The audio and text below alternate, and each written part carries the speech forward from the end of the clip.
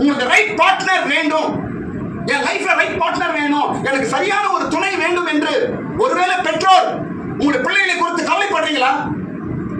இல்ல யூத் நீங்க உங்களுக்கு ஆசை இருக்குதா எனக்கு ரைட் பார்ட்னர் வேண்டும் என்று? பைபிள் சொல்லுகிறது உன்னுடைய கடமைகளில் நீ பொறுப்புள்ளவனாயிரு, பொறுப்பில்லாம சுத்தாத. ரைட் பார்ட்னர் நீ போய் தேடாத, தப்பு. இன்றைக்கு அநேகர் நீங்க போய் தேடுறதுனாலதான் உங்க வாழ்க்கை சில பிரச்சனைகளுக்கு ஆளாய் மாறுகிறீர்கள். உங்க கடமை என்ன? டியூட்டி. உங்க கடமை என்ன? அப்பா அம்மாவை பார்க்கணும். உங்க கடமை என்ன? வீட்டை பார்க்கணும். உங்க கடமை என்ன? வேலைக்கு போயிட்டு வரணும். மேபி டாக்டர் ஆர் சன், பொண்ணா இருக்கட்டும் பையனா இருக்கட்டும், உங்கள் கடமைகளில் நீங்கள் பொறுப்புள்ளவர்களா இருப்பீர்கள் என்றால் இயேசுவுக்கு ரைட் பார்ட்னரை கொண்டு வர. கையை தட்டுங்க, எல்லாரும் கரங்களை தட்டுங்க. ரைட் பார்ட்னர் கடவுள் கொடுக்கிறார். இது நான் சொல்ல, பைபிள் சொல்லுகிறது. பார்ட்னரை தேடி போவாத. நீ தேடி போனா அது ரைட் பார்ட்னரா இருக்காது. கடவுள் கொண்டு வருவார் என்றால் ரைட் பார்ட்னரா இருக்கும் உங்க லைஃப்ல வாழ்க்கை. ஆமென். ஸ்தோத்திரம். இன்றைக்கு பொறுப்பை இழந்துடுறோம். What is your duty? உன் ஃபேமிலில உன் டியூட்டி என்ன? பையனா இருந்தா உன் குடும்பத்துல உனக்கு ஒரு பொறுப்பு இருக்குது. பொண்ணா இருந்தால் அப்பா அம்மா பார்க்க சில பொறுப்புகள் உனக்கு இருக்காது. உன் டியூட்டில சரியா இருந்தால் ரைட் பார்ட்னரை கடவுளுக்கு உண்டாக்குவார். இதான் பைபிள் சொல்லுகிறது. ஸ்தோத்திரம். கிறிஸ்தவர்களாகிய நாம், எல்லாரும் கவனிங்க, கிறிஸ்தவர்களாகிய நாம் பார்ட்னரை தேடி போகக்கூடாது, கடவுளுடைய பார்ட்னரை கொண்டு வருவார். That is Christianity. ஆமென். பாருங்க என்ன விஷயம் சொல்றேன் கவனிங்க. இந்த ஆதாம் அந்த மிருகங்களுக்கெல்லாம் பேர் வைக்கிறாங்க. கரடி, புலி, அப்புறம் என்ன, நரி, குரங்கு, இதெல்லாம் பேர் வைக்கிறாங்க. ஆனா கடவுள் பார்த்து அந்த பேரை நிரந்தரமாக்கி விட்டார். அப்படி இன்றைக்கு வரைக்கும் அவன் வைத்த பேர் தான் நாம கூப்பிடுறோம். இது என்ன அர்த்தம் தெரியுமா? கவனிங்க. நீங்க உங்க லைஃப்ல உங்க கடமைகளை நீங்கள் பொறுப்பா இருப்பீர்கள் என்றால் உங்க வாழ்க்கையை கடவுள் பிளஸ் பண்ணுவாங்க. கடைசி வரைக்கும் உன் வாழ்க்கையை இயேசு நிரந்தரமாக பிளஸ் பண்ணுவார். நீங்க உன் கடமைகளை பொறுப்பா இருக்க வேண்டும். அன்றைக்கு அவன் வச்ச பேரை கடவுள் நிரந்தரமாய் மாற்றினார். இன்றைக்கும் அதே பேரா இருக்கிறது. ஸ்தோத்திரம். பாருங்க, நம்முடைய கடமைகளில் நாம் சரியா இருப்போம் என்றால், கவனிங்க, கடமைகளை சரியா இருப்பீங்க என்றால் உங்க காரியங்கள் உங்க வேலைகளை கடவுள் பிளஸ் பண்ணுவார். தொழிலா இருந்தால் விருத்தி அடையும். நீ செய்யற வேலையா இருந்தால் உனக்கு ப்ரமோஷன் கிடைக்கும். உன் கடமைகளில் பொறுப்பாயிரு. ஸ்தோத்திரம். ஆதாமுக்கு கடவுள் ரைட் பார்ட்னரை கொடுத்தார். முதல் காரணம், தன்னுடைய கடமைகளில் அவன் பொறுப்புள்ளவனாக இருந்தான். அதனால் அவனுக்கு ரைட் பார்ட்னர் கிடைத்தது. நம்பர் 2, இரண்டாவது விஷயம் சொல்ற கவனிங்க. எப்படி ஏற்ற துணையை ஆதாமுக்கு கடவுள் உண்டாக்கினார். What is the second thing? இரண்டாவது விஷயம் என்ன தெரியுமா? கவனிங்க. இரண்டாவது விஷயம், பொண்ணை ரெடி பண்ணி அவரே கூட்டு வந்து அவன் பக்கத்துல விடுறாரு. மாப்பிள்ளை முன்னாடி உட்காந்துருங்க. எங்க போங்க மாப்பிள்ளை தான் முன்னாடி உட்காந்துருப்பாரு. இத்தனை கல்யாணத்துல போன மாப்பிள்ளை தான் உட்காந்துருப்பாரு அமைதியா. ஏன் தெரியுமா? கவனிங்க எல்லாரும். ஏன் தெரியுமா? கடைசி வரைக்கும் அமைதியா தான் இருக்கணும். இங்கே ட்ரைனிங் ஸ்டார்ட். கடைசி வரைக்கும் அமைதியா இருந்தா ஆகணும். அதனால ஆரம்பத்திலே வந்து 1/2 மணி நேரமா மேத்யூ அப்படி அமைதியா உட்காந்து இருக்கிறார். ஸ்தோத்திரம். அல்லேலூயா. இரண்டாவது விஷயம் பாருங்க, கடவுளே அந்த பார்ட்னரை உண்டாக்கி அவனிடத்தில் கொண்டு வந்தார். பைபிள் இருக்குது. அவனிடத்தில் கொண்டு வந்தார். கவனிங்க எல்லாம் பாருங்க ப்ளீஸ். பெற்றோர், யூத்ஸ், உனக்கு ரைட் பார்ட்னரை கடவுளே உங்ககிட்ட கொண்டு வருவார். நீ தேடி போக வேண்டிய தேவையில்லை. அதுவாவே உங்ககிட்ட வரும். அதான் பைபிள் சொல்லுது. அதுவாவே வரும். உனக்கு இதுதான் என்று கடவுள் நியமித்திருப்பார் என்றால் அதுவே உன்னை தேடி வரும். அதுவே உன்னிடத்துல வரும். அதான் கிறிஸ்தவ விவாதம். அதான் பைபிள் படி விவாதம். அதுதான் ஏற்ற துணை. ஆனா நமக்கு தெரியாதுங்க. உண்டாக்கி அவங்களுக்கு அவரே கூட்டு வந்து அவங்க கிட்ட விடுறாரு. பெற்றோர் உங்க பிள்ளைகளுக்கு நீங்க சொல்லி வளர்க்கணுங்க. நம்மலாம் கிறிஸ்டியன்ஸ், பைபிளை ஃபாலோ பண்றவங்க, இயேசு அப்பாவோட பிள்ளைகள். சுத்தி இருக்க சமுதாயம் நம்மளை பாக்குது. உங்க பிள்ளைங்களுக்கு என்ன சொல்லி வளர்க்கணும்? நீங்க பெரிய பெற்றோர்கள், நீ ஜெபம் பண்ணு, உனக்கு ஏற்ற லைஃப் பார்ட்னரை கடவுள் கொண்டு வருவார். கரங்களை தட்டுங்க, கரங்களை தட்டுங்க. இயேசு கொண்டு வருவார் என்று உங்க பிள்ளைகளுக்கு நீங்க சொல்லி வளர்க்க வேண்டும். இது உண்மை, இது சத்தியம், அப்படியே நடக்கும். இன்றைக்கு நான் பேசவில்லை, இயேசு பேசுகிறார். ஏவாளை ஆதாமிடத்திலே கொண்டு வந்து சேர்த்த இயேசுதான் உன்னோடு கூட இருக்கிறார். ஏன் உன் பிள்ளைய குறித்து கவலைப்படுற? ஏன் உன் பொண்ணு குறித்து கவலைப்படுற? ஐயோ என் பொண்ணுக்கு மாப்பிள்ளை தேடுறனே, ஐயோ என் பொண்ணுக்கு ஏற்ற நேரத்தில் விவாகம் நடக்கணுமே என்று பெற்றோர்கள் ஏன் கவலைப்படுகிறீர்கள்? உன் கையில பைபிள் இல்லையா? ஏன் பயப்படுற? இயேசு உன் கடவுள் இல்லையா? ஏன் பயப்படுற? அவரே கொண்டு வந்து உன் வீட்டுக்கு சேர்ப்பார். அவரே கொண்டு வருவாருங்க, கவலையப்படாத. ஸ்தோத்திரம். ஏற்ற நேரத்தில் உன் மகனுக்கும் உன் மகளுக்கும் ஏற்ற துணையை ஆண்டவர் கொண்டு வருவார், இயேசு கொண்டு வருவார். ஸ்தோத்திரம். மூன்றாவது காரியம், எப்படி ஒரு ரைட் பார்ட்னரை கடவுள் உண்டாக்குறார் என்பதற்கு மூன்றாவது விஷயம் சொல்ல கவனிங்க. மூன்றாவது காரியம் பாருங்க, நம் லைஃப்ல ஏற்ற ஒரு காரியம், நமக்கு தேவையான ஒரு காரியம் நமக்கு கடவுள் செய்கிறார் என்றால் பாருங்க, ஏவாளை ஆதாமுக்காக உண்டாக்கும் பொழுது ஆதாமுக்கு நித்திரையை உண்டாக்கினார். அப்படிதானங்க? என்ன உண்டாக்கினாரு? நல்ல தூக்கத்தை கொடுத்தார் ஆதாமுக்கு. உங்க பிசினஸா இருக்கட்டும், உங்களுடைய எதிர்கால வாழ்க்கையா இருக்கட்டும், ஏதாவது இருக்கட்டங்க, கடவுள் உனக்கு கொடுப்பார் என்று நம்புவா என்றால் நீ அயர்ந்த நித்திரையா இரு. அப்படின்னா என்ன? No tension. ஆமென். நித்திரை என்ன அர்த்தம்? என்னங்க? No tension.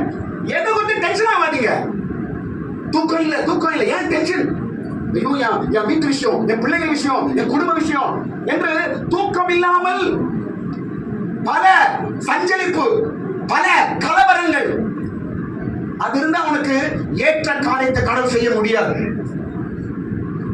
அயர்ந்த நித்திரை அப்படி என்றால் என்ன? டென்ஷன் இல்லாத லைஃப். எதிர்காலத்தை குறித்து டென்ஷன் ஆகாத, கவலைப்படாத. பெற்றோர்கள் கவலைப்படாதீங்க, டென்ஷன் ஆகாதீங்க. பிள்ளைகள் விவாகத்தை குறித்து, அப்பா அம்மா பிள்ளைகள் குறித்து ஒரே கவலை, தூக்கம் இல்லை. ஏன் பயப்படுறீங்க? ஆதாம் அயர்ந்த நித்திரையா இருந்தான். அதன் பிற்பாடு ஏற்ற துணை வந்து சேர்ந்தது. நீங்க டென்ஷன் இல்லாம இருங்க, கடவுள் ஏற்ற காரியத்தை உங்களுக்கு கொண்டு வந்து சேர்ப்பாரு. டென்ஷன் இருக்காதீங்க. ராத்திரில தூக்கமா மூச்சு பாக்குறது, தூக்கம் வரல, பிறந்து தூக்கம் என்ன பண்ணா, இந்த பிரச்சனை அந்த பிரச்சனை இந்த பிரச்சனை. ஏன் ஆதாமுக்கு கடவுள் பிரச்சனை தான் கொடுக்கல, நல்லா தூங்குப்பான்னு சொன்னார். அவனை நல்லா தூங்க வச்சாங்க.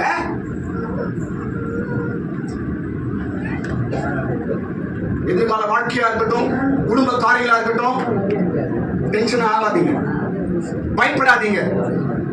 டென்ஷனா இருக்கும் என்றால் நாம் எடுக்கிற டிசிஷன் எல்லாம் ஃபெயில் ஆகும். டென்ஷனா இருப்போம் என்றால் நாம் எடுக்கிற தீர்மானங்கள் எல்லாம் ஃபெயில் ஆகும். அயர்ந்த நித்திரை ஆதாமுக்கு ஆண்டவர் உண்டாக்கினார். அப்போதுதான், அந்த டைம்ல தான் ரைட் பார்ட்னர் உண்டாகிறது. உங்க பிசினஸ் குறித்து கவலைப்படுறீங்களா? வேலை குறித்து கவலைப்படுறீங்களா? கவலை கவலை கவலை. ஸ்தோத்திரம். ஆதாமுக்கு அயர்ந்த நித்திரை கொடுத்தது போல இந்த நாட்களில் ஆண்டவர் உனக்கு ஒரு டென்ஷன் இல்லாத லைஃபை கொடுப்பாராக. ஒரு ஆமென் சொல்லுங்க எல்லாரும். ஆமென்.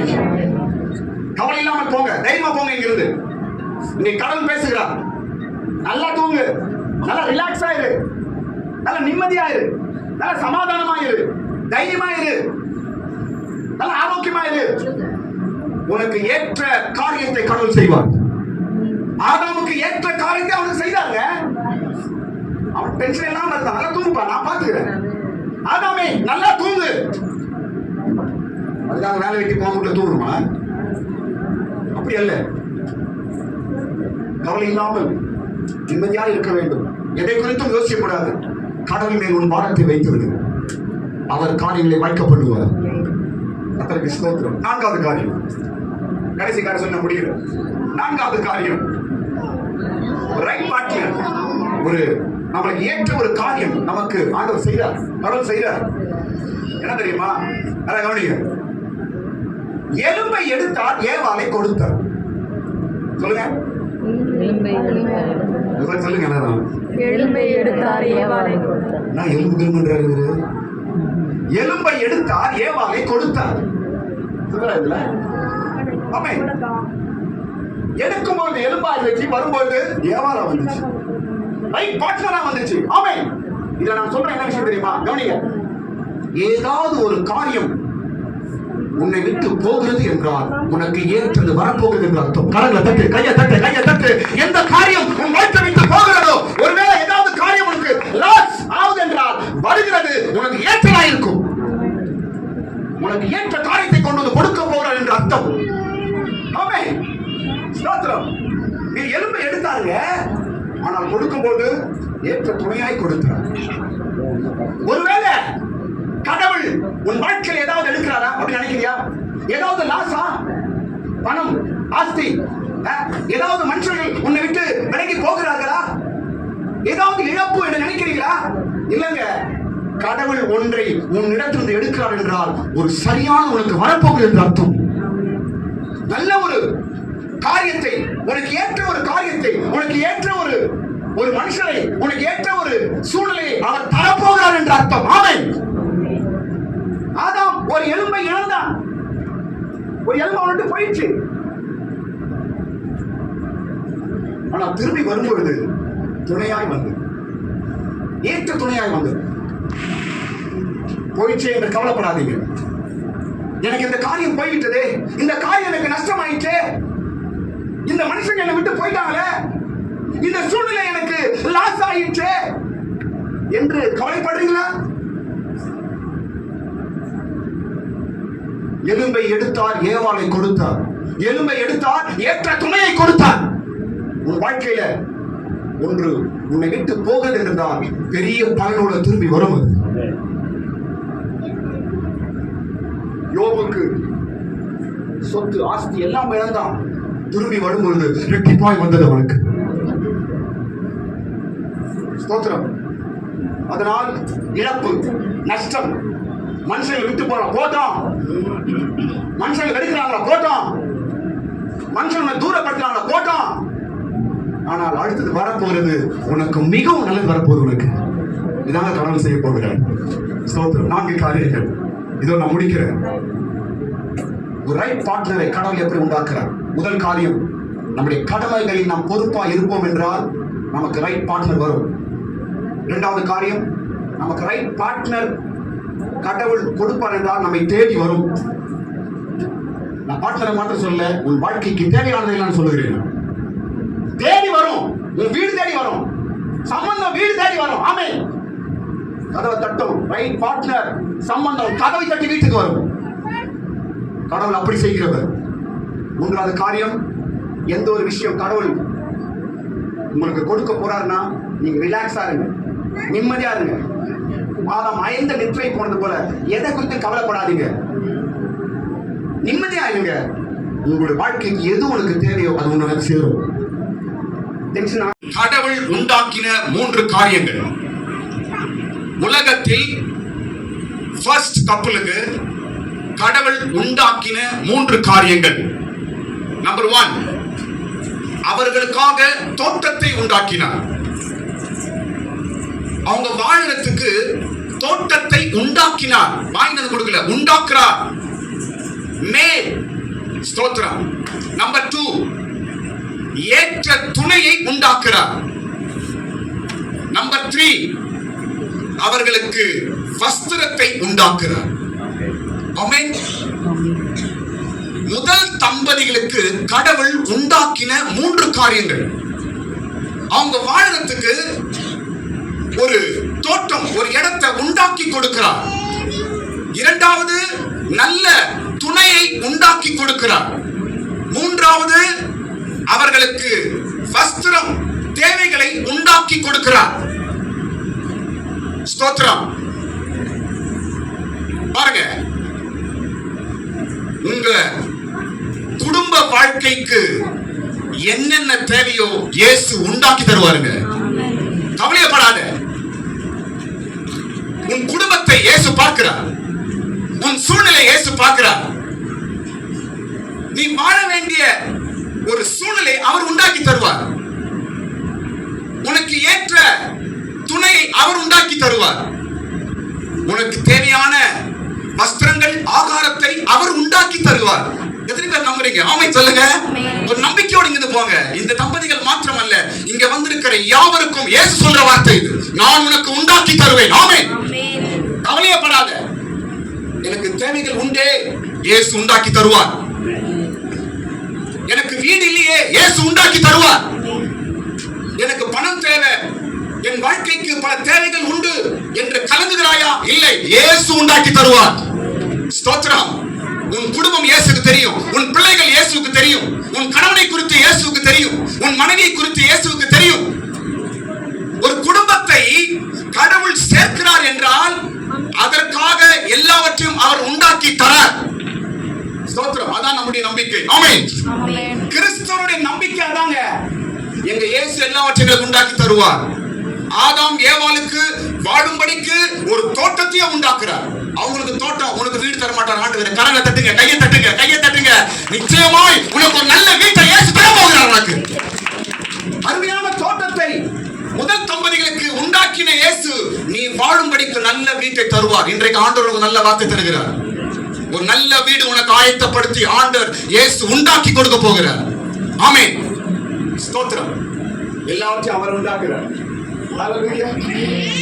இப்போ ஏற்ற துணையை அவர் உண்டாக்கினார். பைபிள் நல்ல ஒரு வார்த்தை. ஏற்ற துணையை அவர் உண்டாக்கினார். Right partner. ஸ்தோத்திரம். Right partner. ஏற்ற துணை. ஆதாமுக்கு பொண்ணு பார்த்தது யாரு? சொல்லுங்க. ஆதாமுக்கு பொண்ணு பார்த்தது யாரு? உனக்கு யாப்பா பொண்ணு பார்த்தது? ஆதாமு கதில என்ன வந்து மாக்கி விடுறீங்க பாத்தீங்களா? நீ உனக்கு யாப்பா பொண்ணு பார்த்தது? அண்ணன் தான் பார்த்தா. சோத்திரம். அண்ணன் இருக்கிறாங்க. பொண்ணு பார்த்தது வெளியே போயிட்டாரா? ராஜா நல்ல நேரத்துக்கு வெளியே போயிட்டு. சரி, சோத்திரம். ஆதாமுக்கு பொண்ணு பார்த்தது யாரு? ஆண்டவர். ஸ்தோத்திரம். நான் சொல்றேன், கவனிங்க. என் பொண்ணுக்கு நல்ல மாப்பிள்ளை வேண்டும், என் பையனுக்கு நல்ல ஒரு பொண்ணு வேண்டும் என்று நீங்கள் எவ்வளவு பிரயாசப்பட்டாலும் ஆண்டவருடைய கரம் இருக்குமே என்றால் அவங்க பெரிய ஆசீர்வாதமா இருக்காங்க. நான் சொல்லுகிறேன், இந்த தம்பதிகளின் கூட இயேசுதான் இணைத்திருக்கிறார். ஹல்லேலூயா. ஏற்ற துணை. ஆதாமை கடவுள் சொல்றார், இவனுக்கு ஏற்ற துணையை நான் உண்டாக்குவேன் என்று சொல்லுகிறார். ஸ்தோத்திரம். Right partner. இப்ப 4 விஷயம் நான் சொல்லி முடிப்பேன். 5 நிமிஷம் முடிச்சிருவேன். ஒரு ரைட் பார்ட்னரை கடவுள் எப்படி கொடுக்கிறார்? எல்லாரும் கவனிங்க. ஒரு ஏற்ற துணை. பொண்ணுக்கு ஏற்ற மாப்பிள்ளை, மாப்பிள்ளைக்கு ஏற்ற பொண்ணு. எப்படி கடவுள் உண்டாக்குறார்? 4 விஷயம். ஸ்தோத்திரம். எல்லா ஆதியாகமம் 2 அதிகாரத்துல வீட்டில் படிச்சு பாருங்க. எப்படி ஒரு ரைட் பார்ட்னரை கடவுள் கொடுக்கிறார்? எப்படி ஒரு ஏற்ற துணையை ஆதாமுக்கு கடவுள் உண்டாக்கினார்? எப்படி? 4 விஷயங்கள். நம்பர் 1 ஆதாமுக்கு ஏற்ற துணையை உண்டாக்குவேன் என்று சொல்லிட்டு உடனே பொண்ணுக்கு வச்சிடலாங்க. என்ன பண்ணார் தெரியுமா? கடவுள் அவனுக்கு ஒரு கடமையை கொடுக்கிறார், ஒரு டியூட்டியை கொடுக்கிறார். அந்த டியூட்டி அவன் செய்யறான். அதுக்கப்புறம் தான் ஏவாள் வருதாங்க. பைபிளை படிச்சு பாருங்க வீட்டுல. கர்த்தருக்கு ஸ்தோத்திரம். என்ன வேலை? மிருகம், பறவை எல்லாத்தையும் கொண்டு வந்து வச்சு என்ன செய்ய சொல்றாரு? அதுக்கு சத்தமா சொல்லுங்க. பேர்வை என்று சொல்லுகிறார் ஆண்டவர் ஆதாமுக்கு. என்ன பேர் வைக்கிறான்? பக்கத்துல பாக்குறாரு. ஏன் அவருக்கு பேர் வைக்க தெரியாதா? உண்டாக்கினவருக்கு பேர் வைக்க தெரியாது, தெரியும். ஆனால் இவன் பொறுப்புள்ளவனா இருக்க வேண்டும். இவன் எப்படி வேலை செய்யலாம், இவன் எப்படி என்று ஆண்டவர் என்று பார்க்கிறார். நான் சொல்றேன், கவனிங்க. Dear Christian brothers sisters, இங்க வந்திருக்கிற சகோதர சகோதரி எல்லாரும் நான் சொல்றேன் பாருங்க. உனக்கு ஒரு ரைட் பார்ட்னர் வேண்டும் என்றால், உன்னுடைய கடமைகளில் நீ பொறுப்பா இருப்பா என்றால் ரைட் பார்ட்னர் உன் வாழ்க்கையில் வரும். ஆதாம் இருந்தான். கடவுள் பார்க்கிறார், இவன் பேர் வைக்கிறானா, என்ன வைக்கிறான். தோட்டத்தை பண்படுத்தவும் அதை காக்கவும் ஒரு டியூட்டியை கொடுத்திருந்தாரு அவனுக்கு. அந்த டியூட்டியில அந்த வேலையில அவன் பொறுப்புள்ளவனா இருந்தான். அதனால் ஏற்ற துணையை கடவுள் கொண்டு வந்து கொடுத்தார். உங்களுக்கு ரைட் பார்ட்னர் வேண்டும், என் லைஃப்ல ரைட் பார்ட்னர் வேணும், எனக்கு சரியான ஒரு துணை வேண்டும் என்று ஒருவேளை பெற்றோர் உங்களுடைய பிள்ளைகளை குறித்து கவலைப்படுறீங்களா? இல்ல யூத்